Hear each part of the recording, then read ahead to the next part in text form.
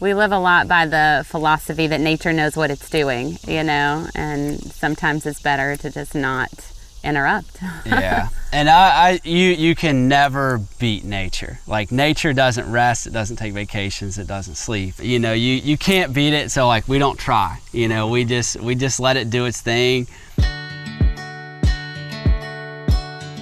We are a very diverse operation. We think of ourselves as a profitable homestead.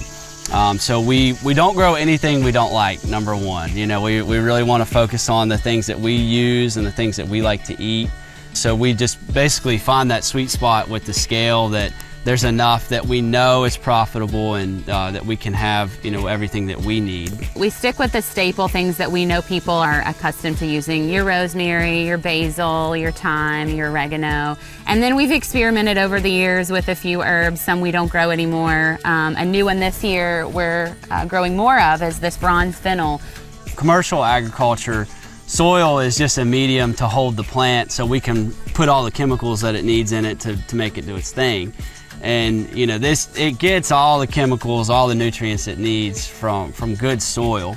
So I really think that that's what boils down to, you know, the difference is that we grow them in good soil that has good compost and good organic matter. Good bugs. Yeah, good bugs. We don't kill the bugs. Yeah, you know, they're not sprayed. If we're having issues, we find an organic method to get rid of the bug, and if that doesn't do it, then the bugs might win that year. You know, so like I said, we don't compromise on those values.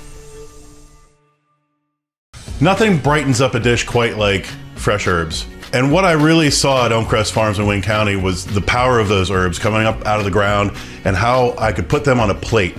The challenge became how to highlight the herbs and not let the herbs do the highlighting. So I wanted to find something where we could really let the herbs shine and show the diversity and the power of those herbs throughout the entire process of the plate. So what we're going to do is a flank steak with rosemary roasted potatoes.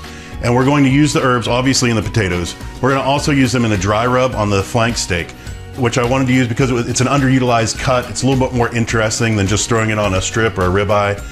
And we're going to smoke that flank steak to get it real nice and tender, and then do a reverse sear in a cast iron skillet with herbs and butter, and we're gonna baste it, and it's gonna be beautiful. So we're really seeing the herbs come through this whole entire plate in a way that's unique and interesting. How all the herbs come together and I love it. I really, really enjoy this. This is very good. There are a lot of flavors in one bite.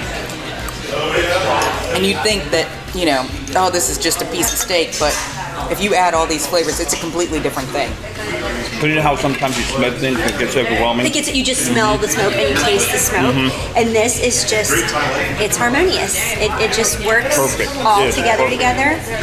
These are flavors that you cannot believe and that you're not going to get anywhere else.